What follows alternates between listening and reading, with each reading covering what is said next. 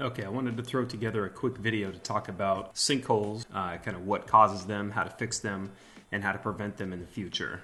On this batch here, I used wooden wicks inside of IGI 6006, which is a paraffin soy blend. And you can see that every single candle had a sinkhole around the wooden wick. In this next section, you can see I slowed it down a little bit to do a time lapse so you can see exactly how it happens.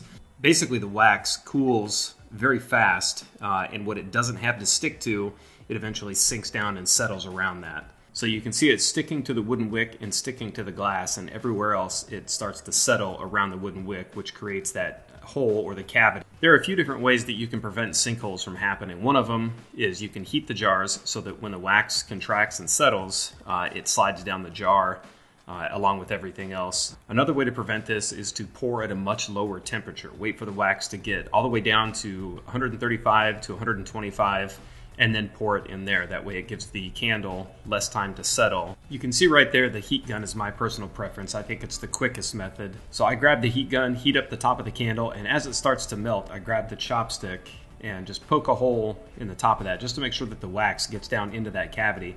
It opens it up a little bit more, and sometimes you may not realize there's a sinkhole, but there is one, so I always like to test it out and poke around at the top.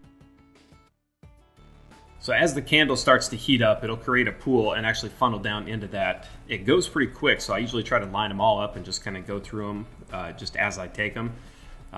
Go through each one, I make a hole in the top of it, just to make sure that the cavity opens up. You don't need to move it around, I was just showing that for demonstration purposes. The pool will create itself and then just funnel right down in there.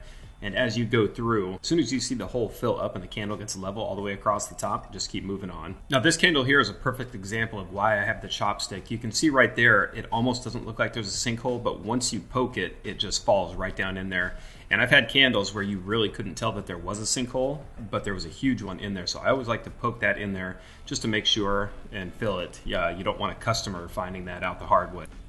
Another reason I always use the chopstick and poke through the top of the candle is to make sure there's no air pockets blocking the wax from getting in there. If you have a small hole, sometimes the air pockets will keep the wax from going in. So if you just poke it a couple times, it'll open it up and you'll make sure to get the cavity. Now once I go through with the heat gun and heat every single candle, I like to go through one last time and heat them up just for a couple seconds. You can see there's a little bit of a divot in each one of those. If you go through with the heat gun and heat that up for maybe about another 5 or 10 seconds, you'll fill that in and you'll end up with a really nice smooth top like that.